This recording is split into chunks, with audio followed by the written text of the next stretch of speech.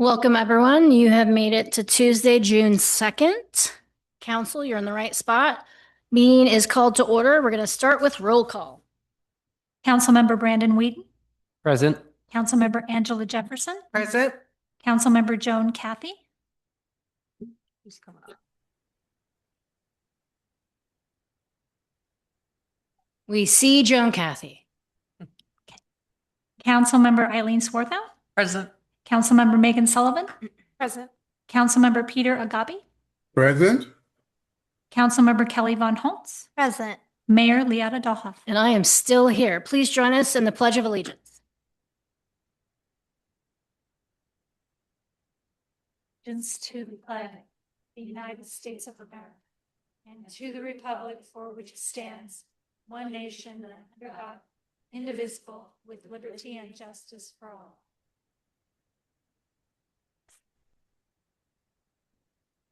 Thank you, everyone. We have two special items. One is so special, we thought we'd not put it on the agenda and surprise you all tonight. The first item is our proclamation for our LGBTQIA2S plus Community Pride Month, and we have Councilmember Sullivan who's going to read that proclamation. Thank you, Mayor. Whereas the city of Tumwater is strong because of the diversity, dignity, and worth of its people, as a community, we are committed to treating everyone with respect and fairness, and to work towards a future where every person feels seen, valued, and included. Discrimination and hate are not welcome in Tumwater. And whereas Tumwater has a long history of protecting civil rights. In 1993, the city took an important step by adding sexual orientation to its law against discrimination in housing. And whereas in 1997, Tumwater became the smallest city in the country to offer domestic partnership benefits to city employees, and has continued to support fairness and inclusion through policies like the Equal Benefits Ordinance. And whereas the city's diversity policy statement recognizes that embracing diversity makes our workforce stronger, improves services, reflects our community, and helps ensure the city meets the needs of all residents. And whereas each June, people across the United States celebrate LGBTQIA2S+ Pride Month, honoring the community's history and contributions and recognizing the Stonewall riots as a key moment in the fight for equal rights. Now, therefore, Liada Dahoff, Mayor of the City of Tumwater, does hereby proclaim the month of June 2026 LGBTQIA2S+ Community Pride Month, and calls upon the people of Tumwater to join in celebrating diversity, promoting inclusion and equal protection under the law, and further encourages people to join us in eliminating discriminatory policies and practices towards any culture, race, or group. Thank you, Councilmember Sullivan. I'm going to look to Administrator Simmons. I know I see some members of our Equity Commission. Do you feel comfortable coming up and saying a few words and introducing yourself? Thank you, Mayor, City Council. I'm Sarah Ellison. I'm on the Equity Commission. It's a profound honor to accept this Pride Month proclamation. I have lived in Tumwater since 2011, and as a member of the LGBTQ+ community, I know how meaningful it is to have our local government publicly recognize and celebrate who we are. Right now, across the United States, we are seeing an unprecedented wave of legislation aimed at rolling back the rights of my community's individuals, with hundreds of bills nationwide targeting our community's access to healthcare, education, and basic protections. Local support has never been more critical. This is why, along with these annual proclamations, seeing the rainbow flag flying at City Hall means so much. While it might seem like a small gesture, it is immensely important for the visibility of the entire LGBTQ+ community in Tumwater, and I deeply appreciate the support. It sends a vital message to our youth and our neighbors that they are seen, valued, and safe right here in our city. Through my work on the Equity Commission, I see every day the importance of dismantling barriers and actively building inclusion. Pride is a joyful celebration of our history and resilience, but it also grounds us in the shared responsibility we have to continue that work year-round. I also want to invite the community to the second annual Tumwater Pride, June 20th from 11 a.m. to 4 p.m. at the ASHHO Cultural Community Center. It's going to be really fun and just, really good inclusion and to celebrate the the community. Thank you for this proclamation and for your partnership in ensuring that Tumwater remains a place where everyone can authentically belong. I also invite my friend Amy Canava, who has a few words. Hi. Thank you to the committee, to the mayor, and to the town for recognizing Pride. I am a new resident in Tumwater. I've been here for, I think, 56 days. Oh, Um, that's fresh. yes, very fresh. I moved to Washington a year ago, ahead of the changes in the administration. And being in a town that recognizes the need for people to be seen authentically and to feel safe in doing so speaks volumes. To me, Pride is about not just a celebration, but a remembrance of past struggles and a recognition of continuing need to struggle and a hope for a better tomorrow so that we can all live in a future and in a world where our young people don't have to fear. They can embrace diversity and they recognize that together is always better than alone. So I thank you. Well said, Amy. Well said. Sarah, do you two mind? Well, maybe you don't have to stand up there. Do you mind if any council members have any questions or comments? Do you two feel comfortable? Can you come a little bit closer to the microphone? We're going to open up to see if any council members have any comments. Councilmember Jefferson. Thank you for your words. For the past few years, we have been making equity, diversity intentional with our words and with our actions. So even you sitting on that committee, on our new equity committee, that's from our work as a council and the leadership of the mayor, because we know leadership starts at the top and welcoming starts at the top with the culture of the organization. And we're creating that culture. Thank you for your words. Thank you, Councilmember Jefferson. Councilmember Kathy, I see your mic is off and you're ready to say something. Thank you. I'd just like to say to these two brave people who are here tonight, thank you. This has been a long, long journey. And to continue to, we've had to have people who are willing to stand up, speak out, take risks, live their lives to continue. And I'm proud of these two women who came tonight. And I'm proud of the long journey that has been made, and that Tumwater has been part of that and stepped out ahead of many other cities. And it brings me great joy and satisfaction that helps some of the pain of the loss of people that I've had over the years. So thank you, and stay strong, stay true to yourself. Thank you for sharing, Councilmember Kathy. Any other comments before we ask Amy and Sarah to get uncomfortable and take a photo with us? Amy, would you do us the honor of taking a photo with us with the proclamation? Sarah, you're so good. Let's go do a photo.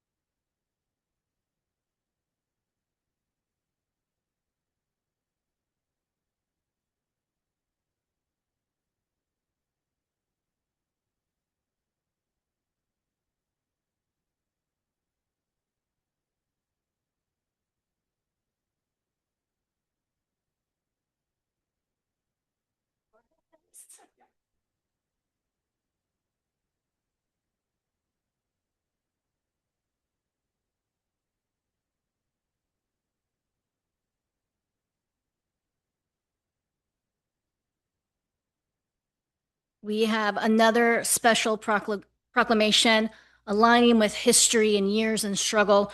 We have some special guests here with us tonight. We are going to hear about the 250th anniversary of the founding of the United States, and we have Councilmember Swarthout that is going to read the proclamation. Thank you, Mayor.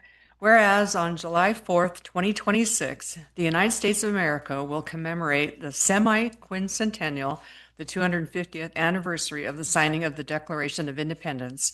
And whereas this milestone provides an opportunity to reflect on our nation's history, honor the contributions of all Americans, and reaffirm the democratic ideals that define the United States. And whereas the Northwest Ordinance of 1787, following the Treaty of Paris of 1783, established a framework for territorial governance and the creation of new states, including what would become the state of Washington in 1889. And whereas the city of Tumwater is located on the traditional and ancestral lands of the Stechos and other Coast Salish peoples who have lived on and stewarded these lands and waters since time immemorial. And whereas the city of Tumwater traces its origins to 1845 as Newmarket, when American settlers established the first permanent American settlement on Puget Sound at Deschutes Falls, using the river's water power to support early industry and community development. And whereas the historic Schmidt House and the Brewery Park through the Olympia Tumwater Foundation carries forward the legacy of the Olympia Brewing Company, established in Tumwater in 1896, with a driving role in the city's industrial, economic, and cultural development, and remains an enduring symbol of Tumwater's heritage. And whereas the National Society's Sons and Daughters of the American Revolution, founded respectively in 1889 and 1890, are non-political men's and women's service organizations whose members are lineal descendants of patriots of the American Revolution. And whereas the local Sacagawea DAR chapter, organized in 1905, celebrating 120 years in 2025 with over 200 members, and the local George Rogers Clark SAR chapter, organized in 2020, numbering 44 members, both promoting education, historic preservation, and patriotism. And whereas many other heritage groups, community groups, and individuals are partnering in the celebration, and whereas the Sacagawea DAR chapter, the George Rogers Clark SAR chapter, the Olympia Tumwater Foundation, and other groups and individuals are partnering with the City of Tumwater to honor those who achieved American independence and all people who have shaped and preserved our community and nation over the past 250 years. And now, therefore, Lietta Dahlhoff, Mayor of the City of Tumwater, on behalf of the Tumwater City Council, does hereby proclaim 2026 as America 250 in the City of Tumwater and encourages all residents to commemorate this historic milestone through education, remembrance, and community celebration, including the Tumwater Family Festival and fireworks, the Independence Day Parade, and historic events at the Schmidt House. Thank you, Councilmember Swarthout. So in recognition of the 250th anniversary of the founding of the United States, we'd like to welcome the Sacagawea chapter, I want to get this right, so I'm reading it, or I could just actually read your sign. National Society of the Daughters of the American Revolution, who we believe Mayor Debbie Sullivan is a member, right? We've heard many years, and we've partnered with you for many, many years, so we are honored to have you here. And I went off my script. Sorry, Administrator Simmons. These celebrations allow us to help educate the public while honoring history. So we'd like to invite Shirley Serling, Honorary Chapter Regent of the Sacagawea and Statewide Daughters of the American Revolution Proclamation Coordinator, to say a few words.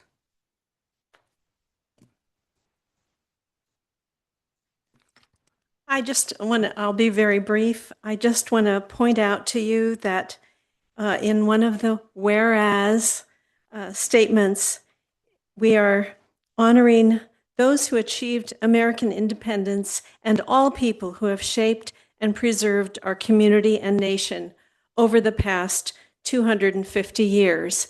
And I want to just draw your attention to here.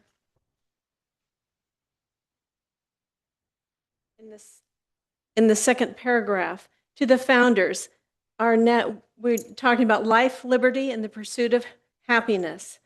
to the founders, these natural rights extended beyond individuals. Rather, happiness implies a shared obligation of every person to live well, act with integrity, and contribute to the well-being of their community. So, thank Shirley, you. thank you for reading that because I cannot read that from here. So thank you. Are you open to any comments? I from wanted council? to introduce our, Yeah. I thought she would be called up instead of me. I want to introduce our chapter regent, Jenny Swenson, if you could join me or stand up. And she's Jenny, you sure you want to come to the mic? It's a hot mic. You can say whatever you want. so, I have been mostly involved in the city of Tumwater in some of the past many long ago Constitution Weeks, and we have always enjoyed participating with Tumwater, the most active city in Thurston County in terms of working with us. And thank you for that. Yeah. Thank you. Anything from council?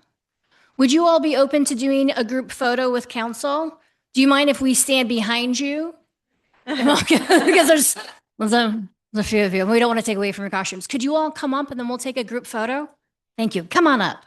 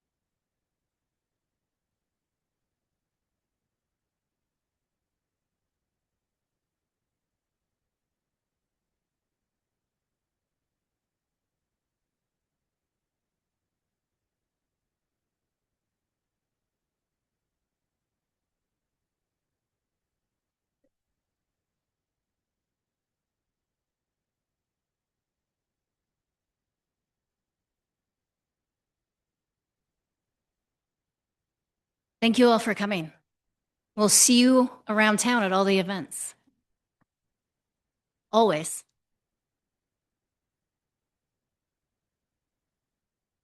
Well, I don't know how public comment's going to beat people in costume. Tracy, are we ready for public comment? We are.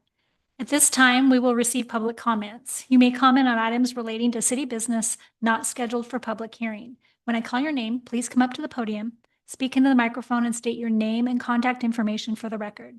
Each individual will be limited to 1 3-minute period to make their remarks, regardless of the number of topics they wish to address.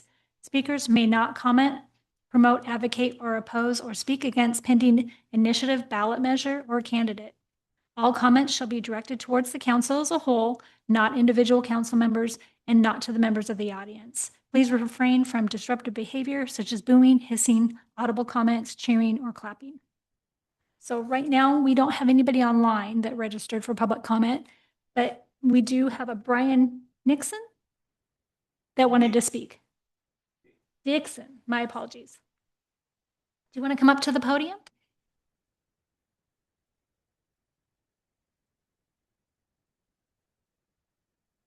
Name is Brian Dixon, and pretty much what I want to speak on, I just wanted to know like how long we got to slave to the system before and this all, when I say this is a brutal statement or a comment, however it's perceived, with all love for for all the human beings. I just wanted to know how long we have to slave to the system before we be able to get the proper assistance, like wraparound services as far as housing, food, gas, because food is going up entirely too high. Gas is going up entirely expensive. Um, like housing is going up expensive. The president get wraparound service. I know that's a broad statement to say. And Bob Ferguson, which is the governor of Washington State, and I try to speak with him. I never get I never get no answer, which they say they open from 8 to 5. Nobody answered, and I had to go down there to get a dead end, get no response. And like the police get to ride around, with like a cat card or whatever it's called, and with the free off our tax monies, either the mayors, the governors get to fly to the White House off of our tax dollars. It's like we get no recognition or nothing, and that's not fair. They say equality because you got State Street, BlackRock, and Vanguard, which is the man that's over at Larry Fink, that's over BlackRock, and I look into all these things because everybody should be equal, because it's no way somebody have a 700 score and a 620 score, and they should be able to get all us should be able to get the same housing, since we all slaving to the system. We all doing the work for the higher ups that's really not doing nothing for the people, and that's kind of frustrating and disturbing for the people that's down here doing the work, as far as the things that y'all do on a day-to-day basis, the things as far as me working, paying taxes on everything, and we just get taxed. It's like basically we working for free. It's like like they had a flag up. You say you're a pledge allegiance to the flag. Of course, they take it out of the schools. Things were set up probably by the Rockefellers and stuff like that. Cause it's nobody. It's like no, the kids supposed to be the future, but it's no future. It's like everybody should stop war and let the gates down. Everybody come together, have cookouts, have a good time, and just feed the people. That's all. It shouldn't be no problems with nothing. Brian, Thank you. there was a lot in there. Your time is up. Do you have access to like email and text? I Oh. do, yes, ma'am. Can I give you my card and we can follow up I can get some more specifications of the services that you're Yes, ma'am. looking for? Can I? Yeah, and I know that was a lot. No, I know- well, I'd like to follow up with you, Brian. Yeah. Thank you, Brian. Thank you for coming, Brian. Anyone else, Tracy? Okay. That was everybody. Anyone else in the room want to come? Oh, I got a hand up. Hi there.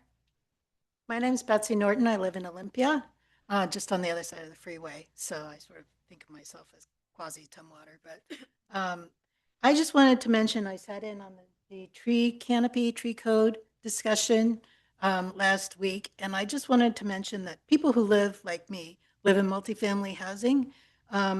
We should be considering tree codes and those sorts of things as environmental assets that need to be spread across income groups.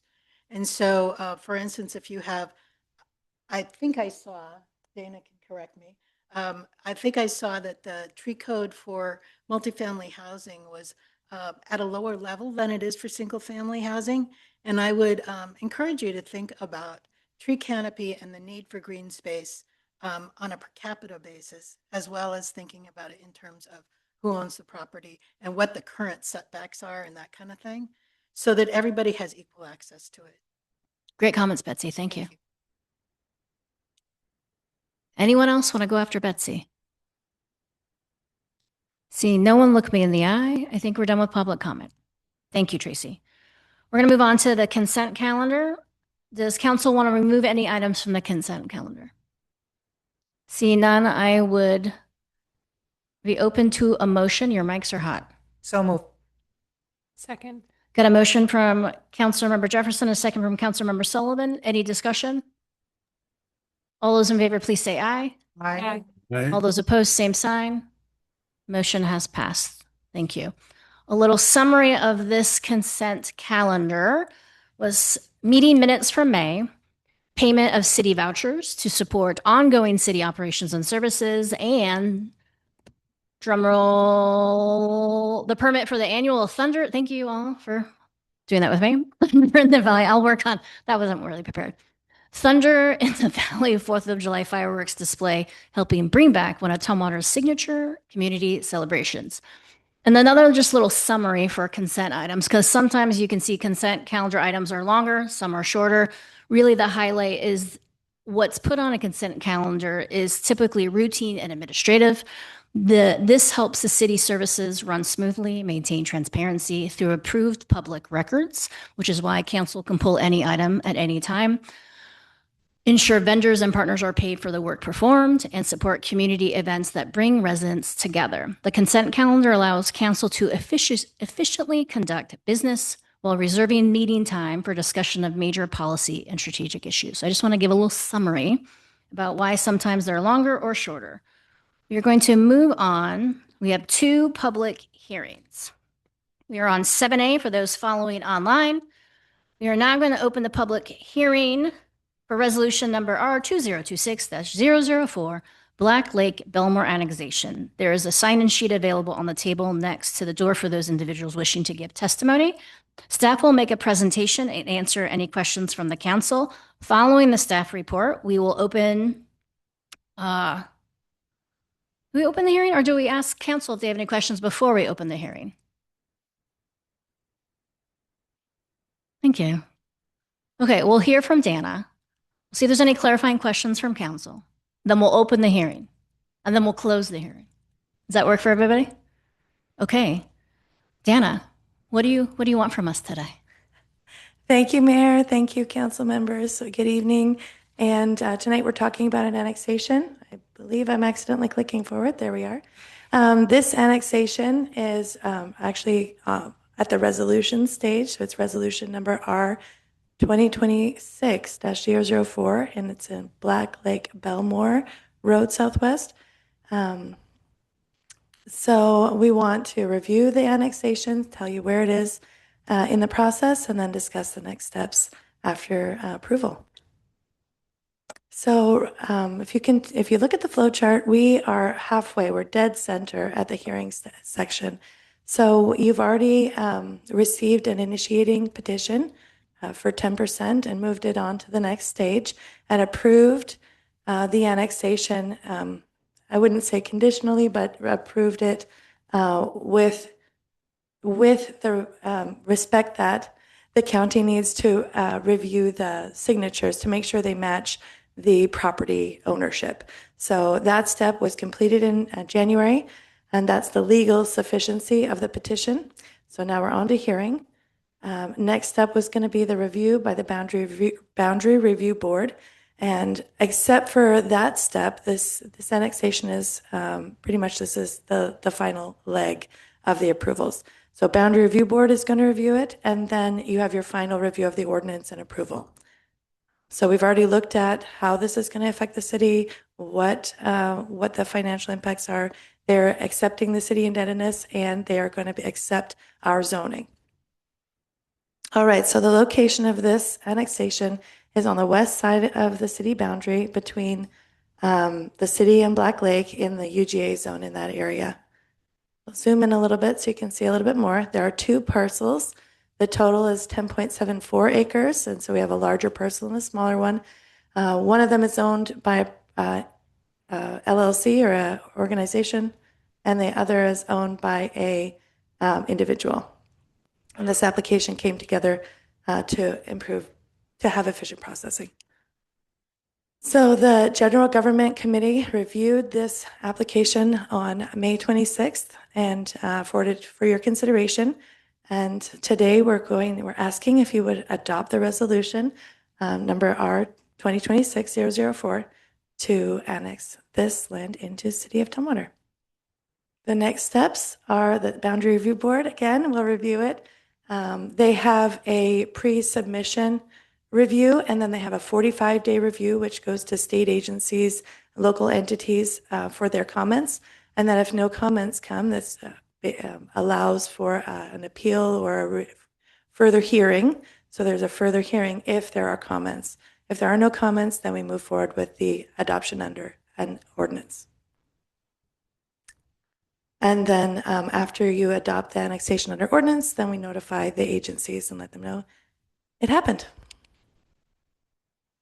And that's all. If you have any questions, I'm glad to take them at this time. Any questions from council before we open the public hearing? We've seen this numerous times, right? I'm not seeing any hand raised from Councilmember Gabi or Councilmember Kathy. Do we feel comfortable going to opening up for public testimony? Okay, your mics are still hot, by the way. Yes. Thank you. At this time, we will receive public testimony. Do we have any public testimony? We have Brian Dixon who signed up to speak. Brian, did you want to do the public comment that you did, or do you want to speak to this annexation as well? You- Yeah, you're good. Brian, you're golden. Okay. You know what? That is good clarification on us. And I do want to say, I appreciate you. I made it to like a minute over. You're good. And- Also, Brian, no one can hear you online. So Brian is just telling us he went to Olympia first and Tumwater second. How dare you, sir? How dare you, Brian?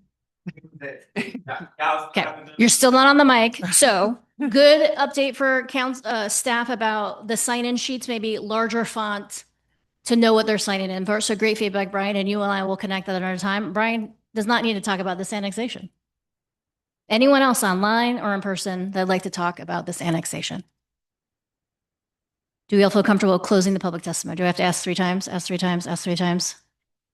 Okay. Yes. I gavelled it open. You just heard it, and I'm gaveling it closed. How does the council wish to proceed? If so, I would entertain a motion. Councilmember Swarthout. Thank you, Mayor. I'd like to make a motion to adopt resolution number R 2026-004, Black Lake Belmore Road and Southwest Annexation. And I would like to second that motion. Got a motion from, thank you, Councilmember Jefferson. Got a motion from Councilmember Swarthout, second from Councilmember Jefferson to adopt resolution R 2026-004, Black Lake Belmore Road, Southwest Annexation. Any further discussion? All those in favor, please say aye. Aye. All the opposed, same sign. The motion has passed. Thank you. Thank you. Okay, I'm turning off your mics. That's really more of a reminder for me, not for you. We are going on to our second public hearing. Resolution number R 2026-009, 6-year Transportation Improvement Program. Who do we have with us tonight? Am I hot? Oh, there you I mean, do you want me to? go. Okay, I don't know if you want me to answer that. All right. Good evening, Mayor, council members. My name is Jeff Cook. I'm the Deputy Director of TED, as we affectionately call it, which is the Transportation and Engineering Department. And I kind of make special note because there will be acronyms in this that I will explain, and there will be a test at the end. Love it. Yes. Thank you. And so once you hear my conclusion, you'll be like, I don't know what that guy's talking about. So I'm here to discuss and open for public hearing resolution number 2026-009 for the 6-year Transportation Improvement Program for 2027 through 2032. Oh, I was going to say next slide, but I have power. So the background of this is RCW requires every municipality in the state to adopt a 6-year transportation program that details the needs for the city and transportation improvements. It's required to be adopted by June 30th of every year. Projects that are on here, among other things, are termed as regionally significant, and I'll get back to that, and also are proposed for federal or state funding, have to be included in this program. And this 5-year program includes transportation projects that are consistent with our comp plan that we passed last year. I'm hoping, just to say out front, to use this also as kind of an educational opportunity, because people that don't deal with this all the time might not necessarily know how this fits into a process, and I don't want to feel like this is just a matter of form. But regionally significant has has a federal highways definition. That means it crosses jurisdictional boundaries. It connects major centers like airports or shopping malls, which is in the same sentence. And then federally funding and state funding, as many of you know, many of our projects come from outside funding sources, not just local funds, because we don't have that sort of thing. So this is a 6-year transportation improvement program. So I'm going to call it the TIP. So this is a local funding project list. And how this works in an overall system is once adopted by a city, it then gets passed up and included in a system with the Thurston Region Planning Council, which is our regional planning authority. Just as a side note, for those of you who may not know, there are 3 pieces of government in that. The council itself, which actually our council member Swarthout is the chair of that council. The policy board with council member Agabi is the chair, and I am the chair of the technical advisory committee. So we have very good representation in the regional planning council. So our local plan then gets uploaded into the regional plan. I coordinate with TRPC. And then additionally, it gets loaded into a statewide system for which Washington State DOT. Jeff, you're losing me. I'm sorry. So this was just I love this. Yeah. Also, maybe next time put it in the graphic to show. Oh, okay. Can do that. So we fund the region, we send it to the region, sends it to the state, so it's all consistent. And the point is that anytime funding opportunities come up or a grant program opens up, the first thing they ask is in your TIP. And then we can say yes. And if it's federal, is in your STIP, yes. So the progress we have, as shown on this map here, they're broken into 3 different categories, as it says, capacity, multimodal, and preservation. And just to show a snapshot of where they are throughout the city of Tumwater, I was going to spend most of the time tonight talking about anything that's changed over the years, because most of these are the same as they've been over the years, and some that have come in new and some that have actually sunset in. Notes not shown on the map is anything programmatic like a Safe Routes to School or what we do with our Transportation Benefit District, because we would just start painting the whole map. The first section is capacity projects. 2 things to note on this. One is what's highlighted at the bottom for you can see is a new project to the list, which is a roundabout at 93rd Avenue in Case. But at the top of the list is the E Street Connection project, which is very well known throughout Tumwater. And what I want to bring up about this is a reminder, if those who haven't heard it before, this project is on here because this is an opportunity should funding come up. No work has been done on this since the last time this was presented a year ago because no funding opportunity has come up.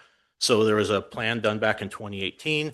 There was routes that were talked about. And actually when our director last year was talking to council, he said, once anything comes up, we'll re-engage the public on discussing, because this is a big topic over there for the residents that could impact. So East Street Connection, it's on here again as a programmatic funding thing, should funding occur, but it's not on there saying that we're going right after it. The second item is preservation, enhancement, and maintenance. There's 2 new projects on here. One is the Tyee Drive extension, which supports the Costco development. It connects Prime Drive up through Tumwater. And the second one is we're titling the Missing Link Improvement Program, which is simply little pockets throughout the city that connects different areas should they come up. And it's not a whole corridor. It's just picking up the little pieces that connect to make our transportation program bigger, better, more connected. Multimodal projects is the third one. There is nothing new on here. X Street Roundabout is something that's going into construction.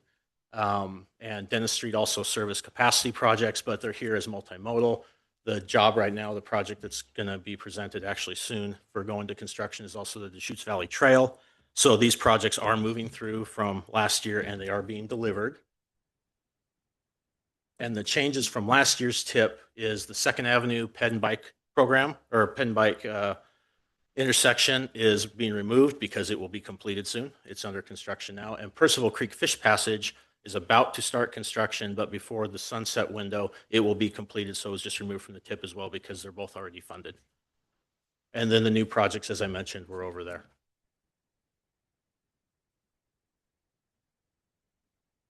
So recommended the action, this was held. This resolution was presented at Public Works Committee on May 21st. And the Public Works Committee recommended for a public hearing and then review and adoption by council. And so we're here tonight to hold a public hearing in consideration of adopting 2026-009, for the 6-year tip and update for 2027-2032. Well done, Jeff. Any questions from council before we open the public hearing up for testimony? Your mics are hot. We've seen this multiple times. Well, Jeff, you got to get back. Sorry. Don't leave me, Jeff. All right. We've seen this multiple times. Great presentation, great background. Nicely done. No questions, so we're going to open up the public hearing. For testimony, has anyone signed in? No one signed in. Anyone in the audience like to comment on this public hearing? Anyone? Anyone? Anyone? Thank you. Public hearing closed.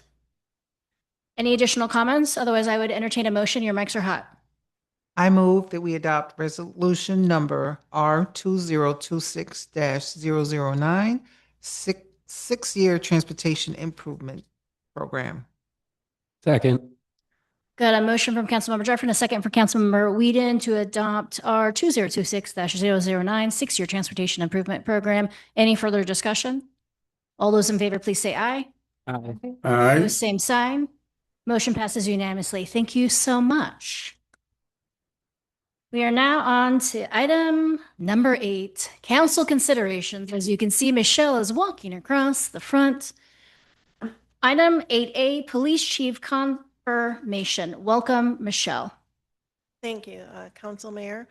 This evening, I'm bringing forward a request to confirm the appointment of Acting Police Chief Carlos Quiles to the position of Police Chief and authorize the mayor to sign an employment agreement with him.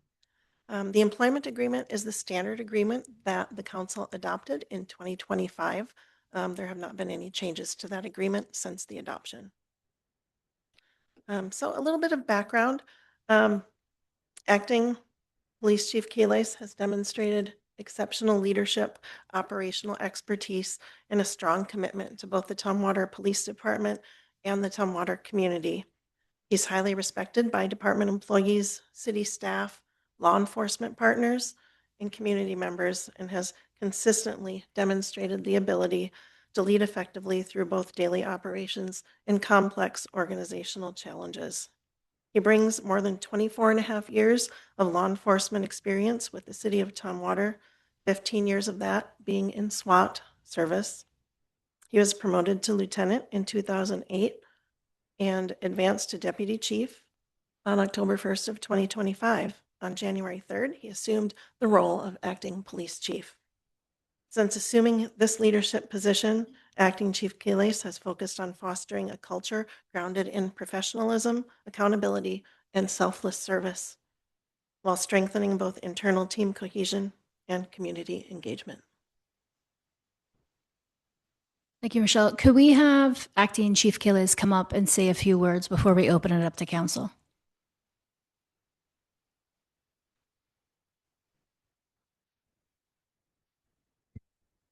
Good evening, Mayor. Good evening, members of the council, City Administrator Simmons, members of the community. It's a great honor to accept this appointment this evening. Pretty humbled. I appreciate the process, the transparency that went into it. It was really important that this come before everyone and that everyone's voice was heard and everyone's thoughts, ideas on my appointment was taken into consideration. So I'm going to keep my comments brief, and maybe I'll speak a little bit more at the swearing in once confirmation is held. But thank you. It's an honor. Comments, questions from council? Your mics are hot. Councilmember, Mayor Pro Tem Von Holtz. Thank you, Mayor. Acting Chief Quiles. I think some things that people might not know is when you were made deputy chief, you made the police department go through the process. You didn't want anything handed to you. You wanted to earn it. And so I think that says volumes about you, and especially in a city where law enforcement has all over. Law enforcement sometimes has a rep of being a good old boys club, and you wanted to go through the process and be up against other people. And I think that just spoke volumes to me. You have been so open to questions from council, the public, It feels so nice to have like that really positive relationship with the police department and it's your leadership. And so I really appreciate having gotten to work with you the last several months. And I'm just really excited for the future of Tumwater with you at the helm of the police department. Thank you. Thank you, Mayor Pro Tem. Councilmember Sullivan. I will not be here on the 16th, so I will send written remarks, but I am just honored by you and your record of service here and your commitment to the city and your commitment to being forward thinking and evolving what policing looks like so that all members of our community feel safe and welcome, and you bring integrity to this role. And I'm honored that you would consider accepting this, and we are lucky to have you. Thank you. Thank you, Councilmember Sullivan. Anyone else? If not, Yes. Councilmember Jefferson. Yes. My concern was for morale, the morale of the officers. Very important. And every opportunity I get, I ask, our police officers, hey, how's your morale? How is Deputy Chief Carlos doing? Do you like him? And all I hear is, yes, he's a good man. Morale is high, at least from what they tell me. So I see nothing but positive step. So thank you. Thank you. Thank you, Councilmember Jefferson.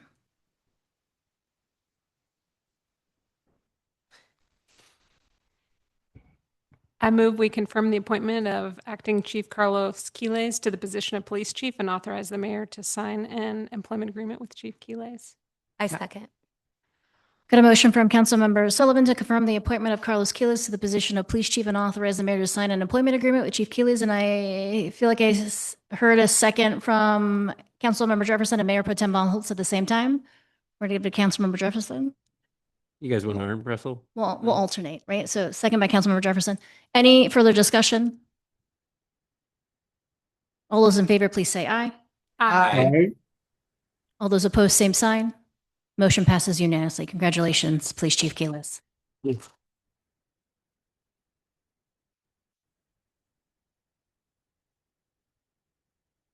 Let's keep the energy up and let's hear from Brad about a service provider agreement with ICF Environmental Inc. for the Bush Prairie Habitat Conservation Plan, Phase 4, Brad, Amendment 1. Brad, let's go. All right, and I apologize, this isn't the longest title that we could have had. Next slide, please. So we're coming before you today. The General Government Committee was briefed on this particular amendment at their May 20th meeting. At the meeting, the General Government Committee requested additional information to be provided before the council regarding the agreement, and also information about how the costs would be shared between the Port of Olympia and the city, and also the timing of when those costs would occur. Next slide, please. Pulling back a little bit, the status of our habitat conservation plan. Currently, after about more than a year of working closely with U.S. Fish and Wildlife staff, city and port staff, and our consultant have submitted a revised draft for the HCP at the end of last month. It is now currently under review. We're expecting the service to take about 4 months total to review. We've got meetings already scheduled in August, just sort of get those comments going and get that hopefully over the finish line. If the HCP is acceptable, then we're expecting the NEPA-SEPA environmental review process to be able to start. That's important because, number one, that is one of the key ways of the community getting involved in the process, provide the ability to provide comment and review all the documentation that we provided as part of this process. Next slide, please. This amendment to the service provider agreement with the consultant ICF Environmental is to complete the work on the revised draft. What had happened is when we had a change with the service and we basically reworked the entire HCP to be something closer to the process and the way the HCP was structured for the county, that took a significant amount of work. And our original budget had split evenly between funding for the environmental review and funding for completing the HCP. And ultimately, we had to tap into all the funding for the environmental review to get the HCP done. So this is to make up for that, so we can actually pay them to do the environmental review and also to address any comments that may come out of the services review as part of this process. It will also provide additional money for public engagement. In addition to the NEPA-CEPA process, we have a stakeholder group and we have a larger community involvement that we want to continue and to have as part of the agreement. So the agreement does three different things. It extends the term of the agreement. It provides additional services that are described in the agreement. And it also increases the compensation paid to the consultant. Next slide, please. So the cost of the amendment is $445,000, $107.91. This again is to get us over the finish line, finish the environmental review, finish the HCP, and get it to the point where the council can review and approve it. Next slide, please. The costs are split between the city and the port. Currently, the Port of Olympia has on their agenda for their June 10th commission meeting the ILA, which is the agreement that we have with them about splitting the costs for the HCP. That's being updated at the same time we're going through this particular process.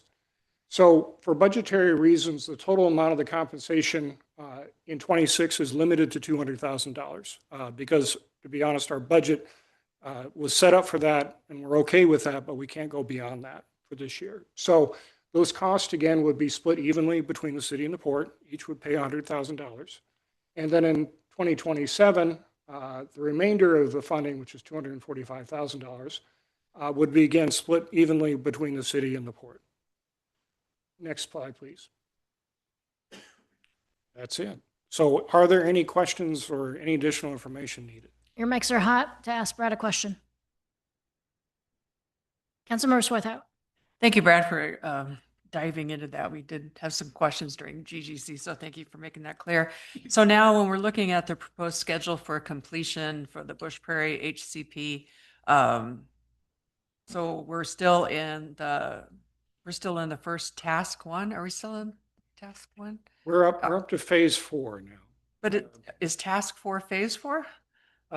Phase 4 is the grant funding and the order in which we're doing. So essentially, the order we're in right now is the final review of the HCP document. Okay. And then the next task will be taking that document and including it as part of the environmental review.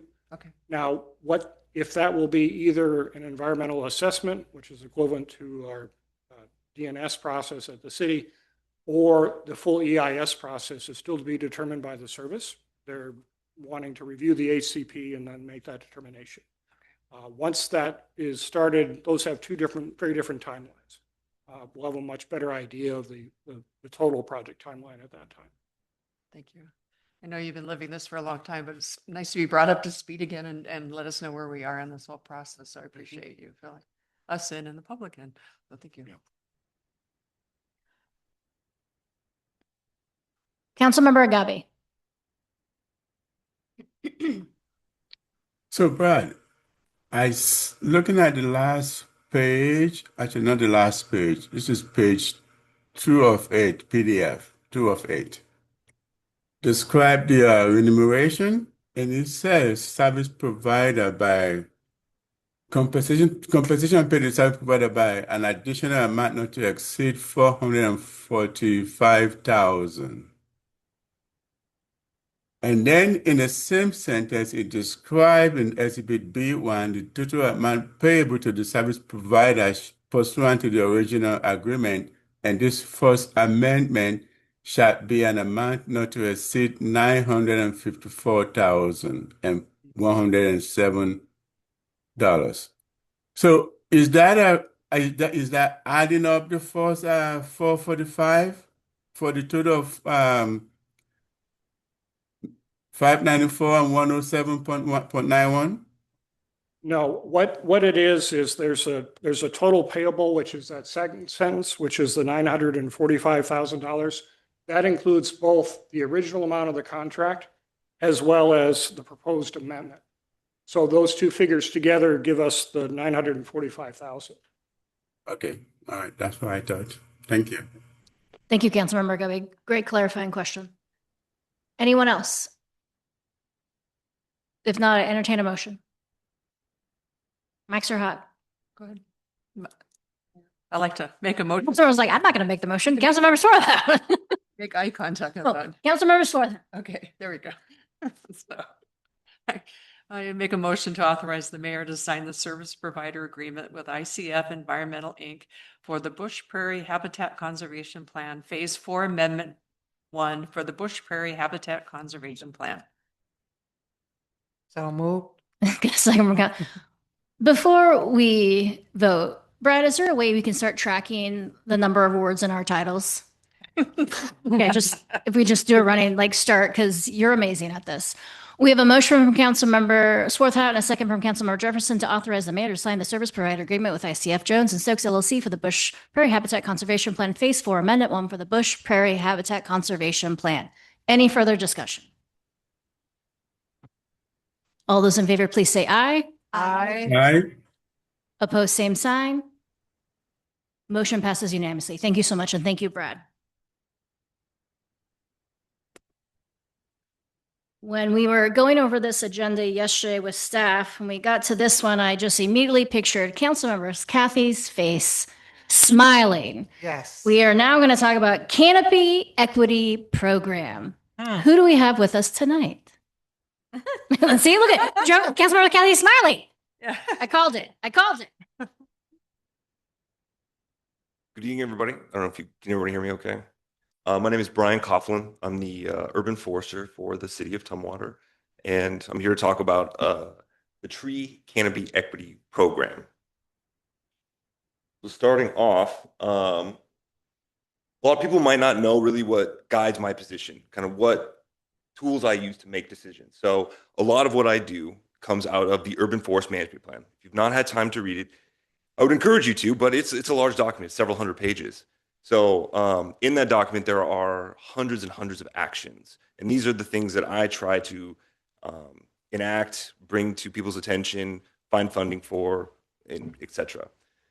Action 1.1A, the very first action listed in the Urban Forest Management Plan, is to increase canopy cover in the city to expand the community and the urban forest. So right off the bat, this is our biggest goal we have in the city of Tumwater, is to increase our canopy coverage.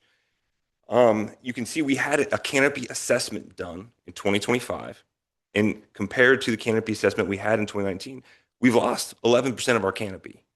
We've annexed quite a bit of the UGA. We've had a lot of development. We've planted a lot of trees. That number is probably going to continue to go down before it starts to go back up. That's okay. The magic number we want to stay above to sustain or get great benefits from our trees is 30%. We're still well above that threshold, and it's my job to try and keep us above that threshold as much as we possibly can. And last but not least, you can see, aside from the port, the largest property owners we have in Tumwater are single-family residences. So these are the people we want to reach out to, we want to talk to, we want to get trees in all of these places. And so the whole goal of this program is to reach out to these communities that are maybe historically underserved, lower income, and offer to provide a tree for them. So we're going to go through all these steps. I have lots of slides, lots of maps, lots of information to go over in regards to all this. So this program is entirely grant funded. Milestone 3 is the plan to launch the Canopy Equity Program. Milestone 1 was to hang ambient air temperatures all over the city, which we've done, and I have slides to talk about that in a minute. Milestone 2 was to create my position, which we've done. It's been about a year. And so milestone 3 is to launch this program. And we want to find these communities that are hotter and need more resources, and we want to help them. We have a lot of data to help support what this means for us in Tumwater. So, like I mentioned, we have ambient air temperatures hung all over the city. I have 7 of them, and on the hottest day at the hottest time last year, we had an 18-degree difference across town. So Bush Middle School is consistently the hottest place we have. There's not a whole lot of trees there. It's near I-5. You know, it's consistently the warmest place we have. One of the coolest places we have is Countryside neighborhood. They have wonderful canopy coverage in that neighborhood, and that really protects and lowers the temperature around. Tumwater Hill is also consistently one of the coolest places, but it's also the highest place we have in town. They get more wind up there. Brian, can I ask you a question? Yeah, absolutely. I didn't see this presentation in a packet, and there's a lot of information on these slides that I'm not able to read and listen to you. Yeah, I got Were you. these shared with council? I just whispered to Mayor Pro Tem Von Holtzen it was shown in Public Works, but I don't have these slides. Oh, okay. Yeah. So can we send it to all of council? Yeah, of course. Okay, thank you. Yeah, Keep going, Brian. absolutely. So this is data that I currently collect once a month. And at the hottest day we had in May, it was May 3rd, at the hottest time, we also had a similar, in May, we had a similar temperature discrepancy. Bush Middle School is 100 degrees. At Countryside, I believe it was 85. These are startling numbers. And one of the largest differences in these communities is trees versus no trees. So year one of this program, we have several years. We want to target Furland Estates. There's 97 homes. They have some of the lowest canopy cover. I have maps to support these coming up. They have some of the hottest temperatures. They've been mapped as a disadvantaged community. They're one of the older neighborhoods we have in town, and they've been historically underserved. So this is a map from the River Network, the people that gave us the grant in order to enact this program.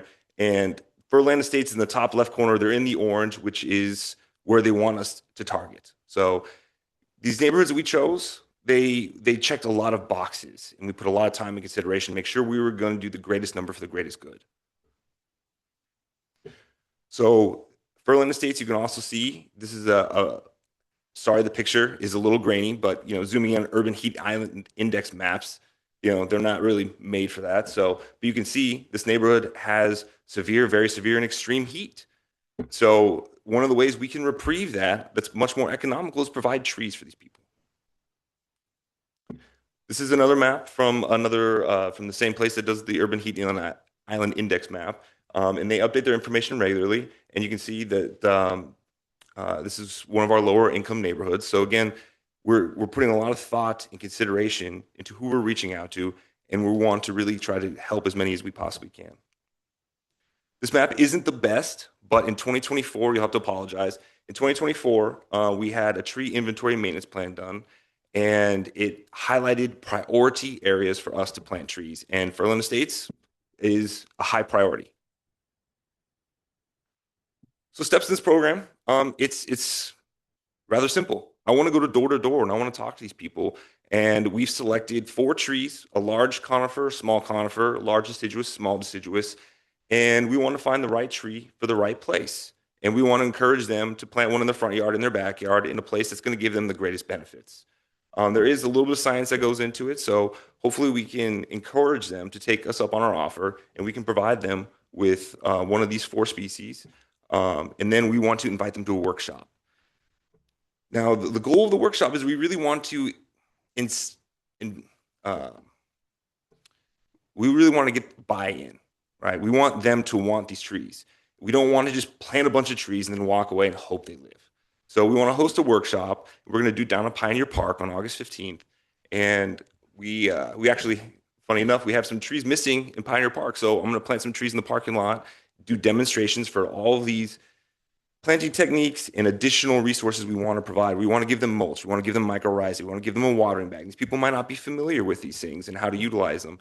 So we'll do planting demonstrations, talk to them about the benefits, sign them up, and hopefully encourage that incentivize that buy-in so we can plant trees, because trees are a generational decision, right? We plant them, hopefully they last for a very long time, and those benefits move on to our children, our grandchildren, and everybody thereafter. So once they come to the workshop, we can register them, we can talk to the landlords.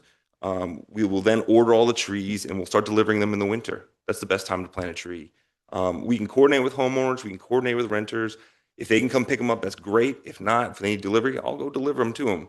If people want trees, we'll get them to them, and we'll get them in the ground, and we'll help make sure that they understand the responsibilities to maintain them to get these benefits. Yeah. Councilmember Jefferson, hold on a second. I got to unmute your mic. Go ahead. What is the word after mulch? That's mycorrhizae. That's a fungus that works kind of in synergy with the root system, and it absorbs lots of nutrients and water. And acts almost like a fertilizer underground, and it really increases the survivability of trees. It's cheap, it's easy. You just throw a little bit in the hole once it's there, and it's a great resource to have. We should be using it for all of our major plantings.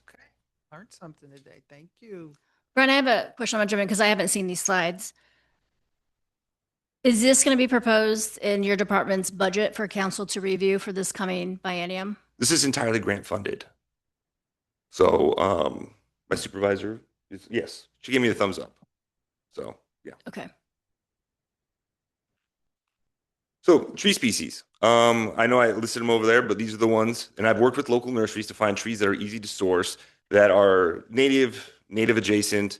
We have, small, large, and we really want the right tree in the right place. So these are trees that, again, working with local sources, were going to be easiest for us to get and ensure that we could get and give people some variety. So Alaskan cedar is a smaller conifer. Blue spruce is a large conifer. The ginkgo tree is, I don't know if anybody knows much about it. I could talk about trees all night, sorry. Is the smaller deciduous. That tree will grow in a crack in a sidewalk. Brian, I love that, but you have 5 more minutes. Okay. Thank you.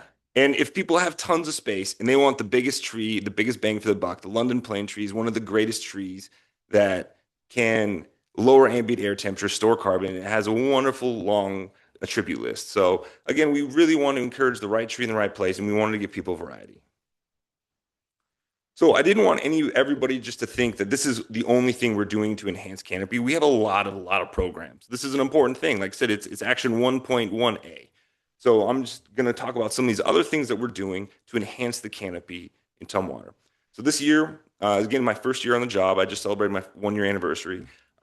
We planted 480 seedlings. Brian, 1 second. You celebrated what? 1 year. Let's clap. Oh, thank you. Appreciate it. That does not go towards your 4 minutes left. Keep going.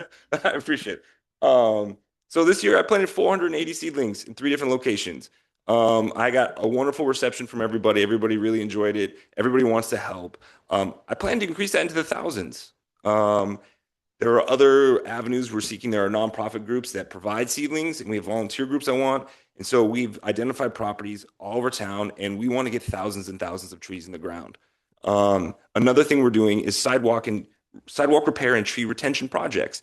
So many people believe that when a tree is damaging a sidewalk, the only thing you can do is cut it down and repair the sidewalk. There's lots of options available. So we emphasize protecting what we already have versus ripping out and starting all over. I've been working with a lot of HOAs. I've been working with our own city staff and exploring innovative ways to maintain the trees that already are there. We have something else I want to launch is a unique tree program. There are a lot of trees that used to be here that just really aren't around anymore. These trees are still available, but they're expensive. And we have it upon ourselves here, the city of Tumwater. We have property, we have parks, we have all these things available to us to create something of a living arboretum. We can find these trees and we can plant them in our parks, in our other properties. And these are trees that were once native here that just, there are no more groves of. So also somewhat expensive, so it's kind of a line item. And last on this list is the food forest. This is another action in our urban forest management plan. We've identified several sites. We're still very preliminary. We found several areas around that would work really well for this, but we have a lot of progress to make before it becomes anything actual. So other things we're working on, anytime somebody submits a tree removal permit, I give them a call, whether it's a land clearing exemption or somebody's trying to remove a tree in their yard. And I just want to know, is there something we can do to save the tree? What are your concerns? And we just have a conversation. I'll go to their home. I'll do whatever we need to do. Oftentimes it's just education. People just don't know what resources are available to them, or they have been made afraid of their own trees and they don't know the necessary steps to maybe calm those fears. Last but not least, we are currently working on a tree inventory. I have an intern right now who has walked all of our city streets and mapped every single one of our trees, written down its species, its size, its characteristics, how far away it's planted from the sidewalk, collecting incredible data for us to use and help us make decisions moving forward. So we have lots and lots of things that we're doing. And I didn't want everybody to think this is just the one program we have to boost canopy. We're approaching it from every single angle we can.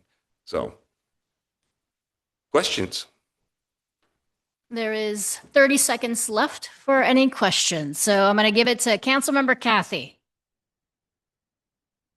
And you are on mute, though I feel like I can read your lips better these days. Still on mute. And we do like your frames. Councilmember Kathy, you are on mute.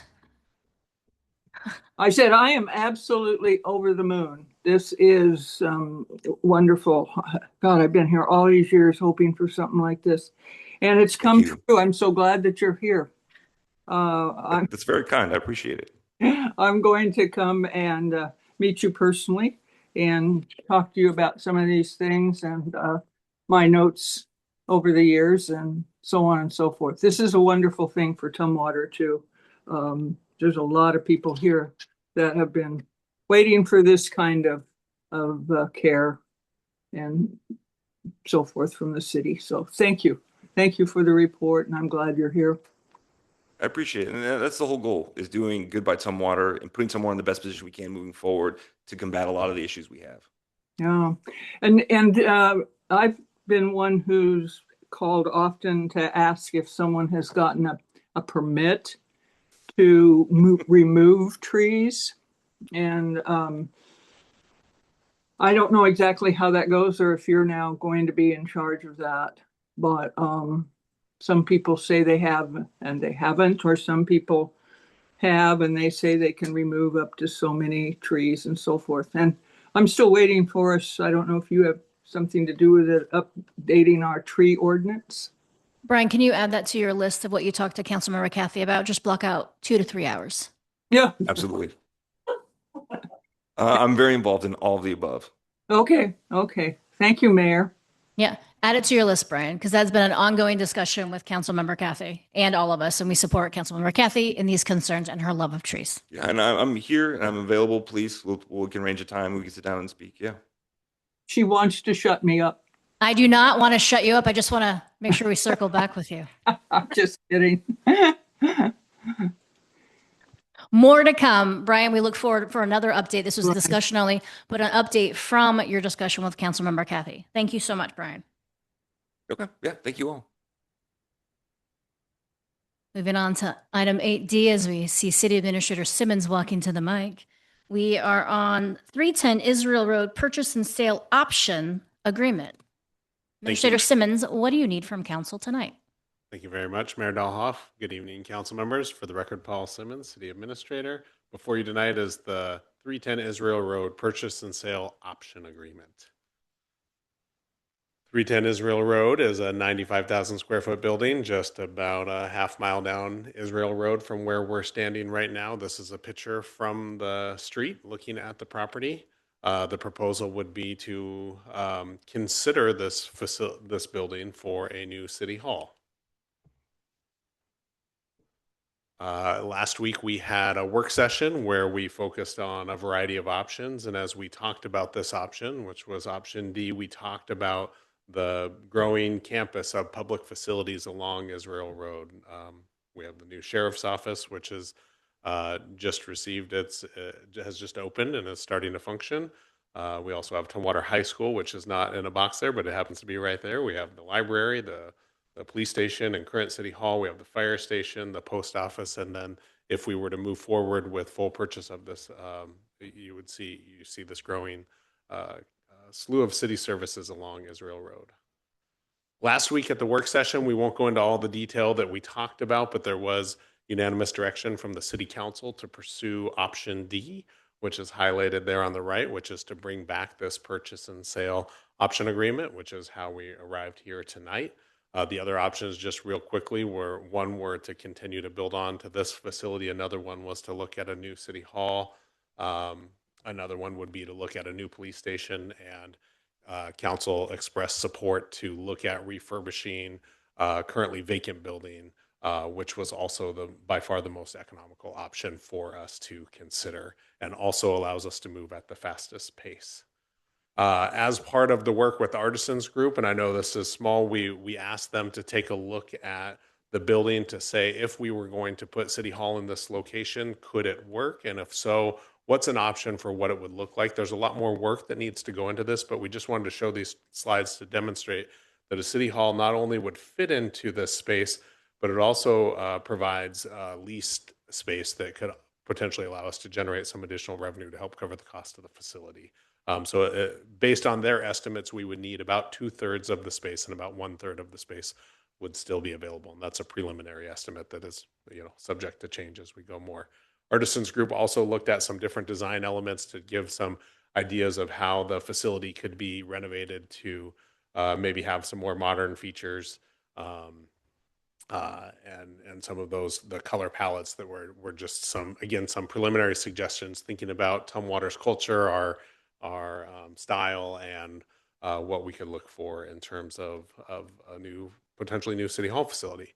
Whenever you're in public facilities and you're talking about new facilities, one of the big questions that comes up from a lot of folks, well, if you move out of one building, what happens to the one that you're currently in? And right now, the plan for this facility would be to convert existing city hall into a public health and safety complex. So it would house our police station and police administration, potentially the fire administration, as well as provide a space for a public health and safety training center for our first responders.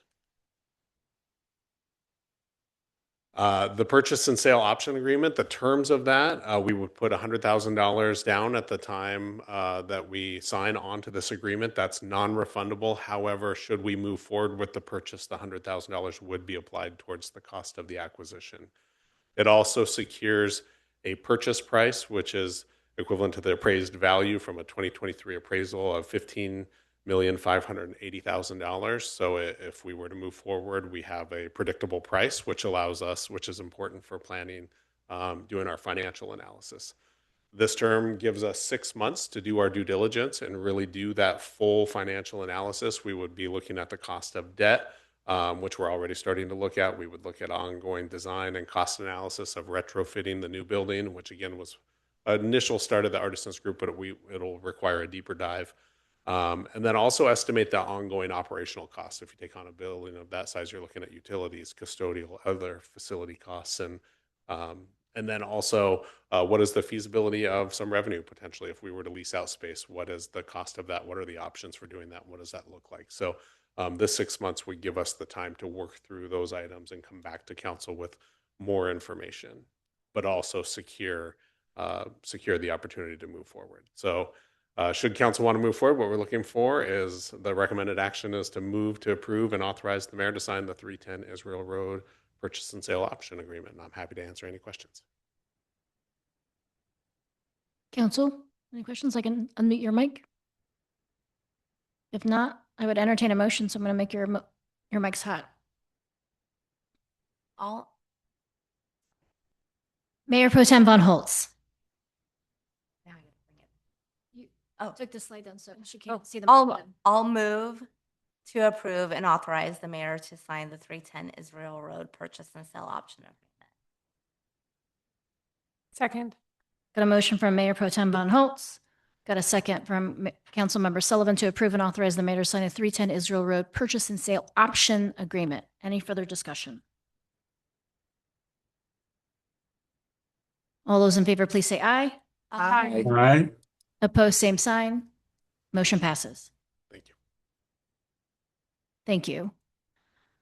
We're going to move on to the mayor's city administrator's report. The only thing I would like to share that I'd like to open up this opportunity for council is yesterday I had the opportunity to go to Black Lake Elementary and read for Mrs. Lawkins' class, first grade. And first I was scared. It's like, what if the kids don't like me? Right? I'm going to go in there and they're like, who's this lady? And it filled my bucket and like comforted my soul. I have been asked back. I know that might surprise some of you, but I have been asked back. And I would like that to be an opportunity for all of council to go read to a classroom, to remember who we serve and that we are pretty lucky for the youth that are coming up in Tumwater, right? Of all the things that we're working on, and sometimes we get so sucked into all the negativity and the frustrations, to go read, I read We're a Wonder and then the Caterpillar book, and then I answered a ton of questions. It was lovely, and one little girl gave me a painted rock, and then kids were hugging me. And I was wearing all black, and they still wanted to talk to me. So I just would like to put that out to any council member that wants to read. We could set that up, because it actually set my June off to a really great month. Like nothing will bug me after that. I mean, it will, but not as bad as reading to kids. That is my report. Administrator Simmons, what's good? Did we get with our relationship with the school district, be notified? Hopefully you can work with them and be notified of some of their events that are coming up.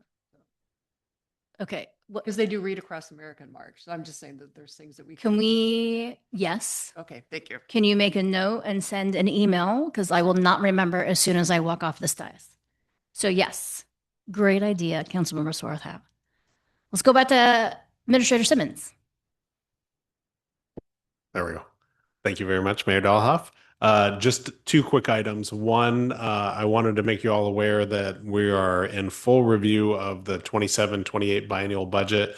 Myself, the finance director, and the budget review team have been meeting with each of the departments, and we are compiling all of the information, all of the enhancement requests, and we'll be providing a summary to the mayor, which will inevitably roll out to you at the end of the summer as we start the formal process. But I just wanted to make you all aware that those discussions are underway and happening. And if you have questions along the way or want more information, don't hesitate to reach out. The other item, to give you an update, yesterday, myself, Mayor Dahlhoff, and Mayor Pro Tem Von Holtz had the opportunity to meet with the superintendent and the school board president and one of the other school board members, and to talk about a joint meeting. We tentatively scheduled for October 8th as a joint meeting where we will go and meet with the school district. It was a positive and productive conversation, and we're excited to continue our ongoing partnership with the school district. That's all I have. Thank you. Great update. We are going to start from the right and go to the left, and we'll end with virtual council members. So, Councilmember Whedon, what's good? I participated in the General Government Committee on May 20th, and I also filled in for Public Works Committee meeting on May 21st. On May 27th, I attended the Tumwater Youth Program Appreciation Dinner alongside Mayor Dahlhoff and City Administrator Simmons. It was a great opportunity to recognize many of the volunteers and community members who make our youth program successful, continue to invest in the next generation of Tumwater residents. I too was over at Black Lake Elementary, and I barbecued for their family barbecue day. There was about 700 hot dogs that I cooked, so that was fun.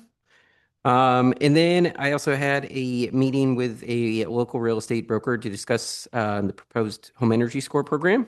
During our conversation, they shared several concerns that I believe are important for council to consider as we continue evaluating this program. Among the concerns raised were the potential impacts on short sales and foreclosures, both of which have become more common in the local housing market. She also brought up our strong connection between Tumwater and our local military and the possible impacts that it could have on VA loan and VA benefits. They provided me with 3 different what are they? Inspection reports, and she gave those to us. I dropped them off with City Administrator Simmons earlier today, and basically was asking for the differences between what those are and what our home energy score is. So I think it would be good for the staff to continue the process and show exactly the differences between the two. And that's it. All I have. Thank you, Councilmember Whedon. Councilmember Jefferson. Yes, on the 28th of May, the EMS committee had a very short meeting. I think it could have been like 15 minutes, where we discussed ALS response data and transportation data was presented along with surplus unit delivery and scheduling. For our Public Works Committee meeting, we discussed resolution, the 6-year transportation plan, which we had today, and a 2026 drought briefing. Now, this was for our information only, but the information should be more widely available for the public because we discussed climate change and summers are getting hotter, and Washington has a drought. Heard 52% statewide drought declaration. So this is just, to me, the public needs to know more. So they're going to come to council and discuss that more with us. For this week, Councilmember Jefferson, can I ask a question about that? Yes. That came up at our meeting yesterday afternoon, and looking at or City Attorney Karen Kirkpatrick, is that the item that is on the agenda, but then it's also going to be on the agenda again? So we have a work session and then, so I'm wondering why it's coming twice. No, it should just be one, or it shouldn't be twice, right, City Administrator? We just wanted the public to know. Right. I think what Councilmember Jefferson, what we talked about yesterday was it came to the Public Works Committee, and then one of the discussions at the Public Works Committee was to bring it back for a work session Okay. overview. One of the things we talked about was possibly finding other strategic ways to get the word out and help Okay. inform people, making sure that the presentation is shared with the full council, and then working with our communications team to really promote, Right. promote the need to conserve water, essentially. Okay, and this week, Thursday, is our Public Works Committee meeting, and we have a full agenda. Yeah, you do. Good report, Councilmember Jefferson. Mayor Pro Tem Von Holtz. Thank you, Mayor. I missed out on meetings. Thank you, Councilmember Whedon, for covering for me at a family emergency. But next week is full of meetings. I have lot and public health and safety. And like Councilmember Jefferson said, on Thursday we have public works. And also a really good productive meeting yesterday with members of the school board and the superintendent. Before I was ever on council, I wanted the council and the school board to meet because I feel like when you know what's going on with our kids, then you know what's going on with our community. And so I'm very excited that we have a date tentatively set. Perfect. Great update, Mayor Pro Tem. Councilmember Sullivan. Thank you, Mayor. On the 27th, last Wednesday, I attended EDC Economic Development Council, where we received a presentation on placemaking from staff and electeds who went to a international placemaking conference. If you've never heard about placemaking, it's really cool. I heard about it 10 or 15 years ago from the town we lovingly refer to as North Tumwater, also known as Olympia. You may have heard of it. And we also heard updates about some economic development happening in Yelm. And I also on the same day attended RHC Regional Housing, where we heard a legislative overview from a staff named Christina Lunson from City of Olympia. We heard from the Lived Experience Housing Steering Committee, LESC, which was an informational presentation about how their body was formed and how they advised the work of regional housing. We heard from Thurston Affordable Housing Advisory Board, which vetted a request from Housing Authority of Thurston County to ask the body Regional Housing Commission to recommend that the County Commission allocate $300,000 from our HC Opportunity Fund so that Housing Authority of Thurston County could acquire 4 units of affordable housing. They already own units in that same area. It's in City of Olympia on Creekside Court. And so while RHC doesn't make decisions, we did pass that forward to Thurston County. And I was a part of an education ad hoc work group to figure out some processes and due process improvement. And we had our second meeting on the 28th. And the June RHC meeting has been rescheduled to June 10. So I will be reaching out to my alternate, Joan Cathy, to see if she might be able to attend, or we will problem solve about that. I will be gone for that meeting, and also I will sadly miss the 6/16 meeting and swearing in, but I will promise to send my remarks.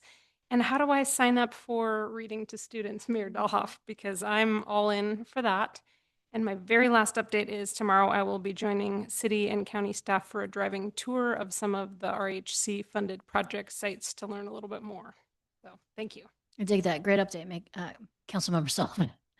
Councilmember Swarthout. Oh, busy schedule. So on May 20th, I chaired the general government meeting and also attended the intercity transit meeting. And the highlights from the intercity transit is that they too are working on their transportation improvement program. So we held a public hearing to, just like we did tonight for the intercity transit. So that was a top one. And then the second big thing that really happened is that they awarded 4 surplus van pools vehicles to Boys and Girls Club of Thurston County. We Love Learning, Early Learning Center, Innovations and Human Trafficking Collaborative, and City Gates Ministry. So it's really a nice way to be able to recycle and reuse the the vans. And we had lots of public comments still. People are still getting used to the new routes. And so they're still fielding lots of comments about that. So that was one of the big highlights of the meeting. So, and then let's see, on the 21st, I had Public Works, and on the 22nd, Budget and Finance. So it was a city week, but no meetings this week. Enjoy. Until next week, Councilmember Swarthout. Thank you, Councilmember Swarthout. We're going to go virtual, and we're going to go to Councilmember Agabi, and then Councilmember Kathy is going to bring it home. Councilmember Agabi, what's good? So, Mayor, welcome to the club. Some of us have been volunteering with the school district since way back when. So, I'm not tooting my own, I'm just saying. So, now you know. So, tomorrow, our Opioid Abatement Council had been on hiatus for the past 2 months to give staff the opportunity to work on the pool funding RFP, and that work has concluded. So tomorrow we are going to meet to talk about that, and hopefully we arrive at a conclusion because we need to give those finished product to the county commissioner for approval. So that's what I will be doing tomorrow. And all of next week, I begin my committee assignment, I believe, on Tuesday and to Thursday. So that is my report. Thank you, Councilmember Agabi. We're going to end tonight with Councilmember Kathy. What's good, Councilmember Kathy? And you are there. There we go. There we go. You have to wait for a moment till I come down out of the trees, and then I'll be able to speak. And I want to say before I forget to Councilmember Sullivan that I think she thought I disappeared from the earth because I had some issues about getting back to her and communicating. So I'm glad that you're telling me way ahead of time something you want me to do. And I will give you a call so we can chat, and I can apologize, and you can tell me I don't need Don't to. apologize. Circle back. Yeah. It won't be the first time. So anyway, I've reported on all of my meetings that I have had because I have them coming up in the next few days. So I don't have any to report on. I'm using this as rah trees, and I'm sorry, Councilmember Sullivan time. My meetings start this week for the month. Perfect timing, Councilmember Kathy. Thank you. Are there any other business items? We heard one from Councilmember Swarthout about the schools and something. So Administrator Simmons has written down anything else that we need to share at 8:32 on a Tuesday. If not, adios. Meeting adjourned.